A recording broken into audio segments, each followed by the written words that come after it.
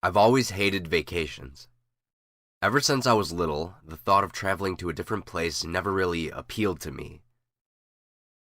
I guess it has to do with my certain level of comfort that I've attained.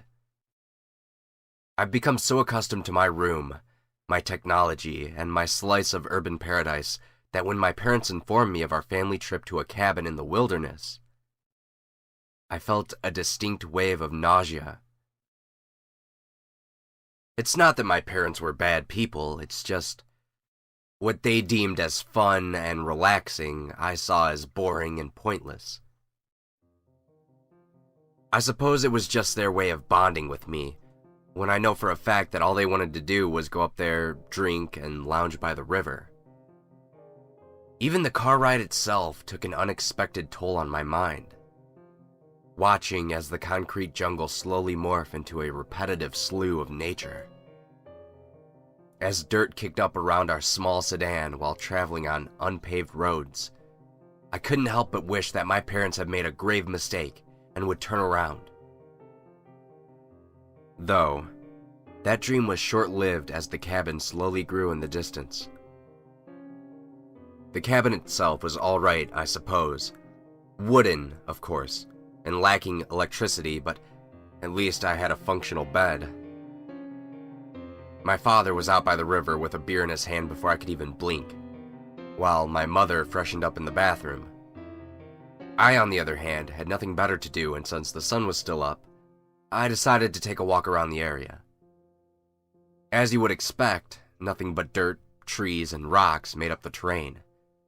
I walked out from the cabin, following much traveled paths through the woods.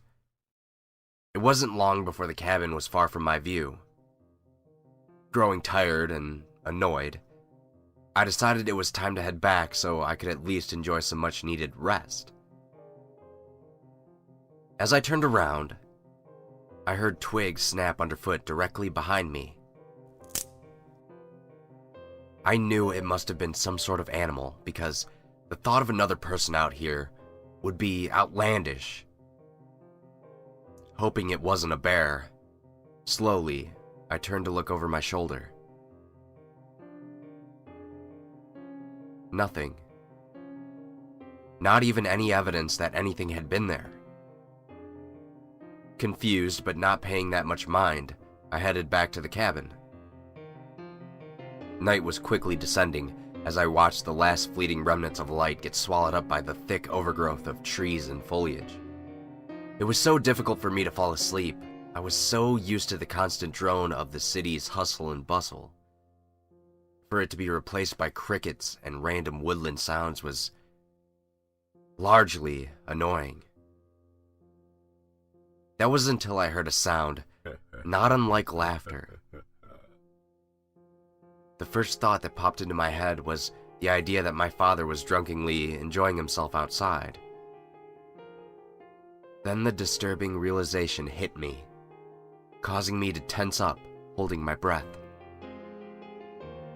The laughter sounded from inside my room. The amount of light in my room was provided by the moon through the window. The amount of shadows to hide within was enough to keep my eyes wide open. I watched patiently before instinct took over and I shouted for help. My father burst into my room with a rifle and a flashlight in hand. He proceeded to check my room for intruders, only to come up empty-handed. The following day, I pleaded with my parents for us to go home. Regrettably, they agreed, and we loaded the car up to head home. As we were driving away from the cabin, I could make out the silhouette of a man in one of the windows. He was waving at me.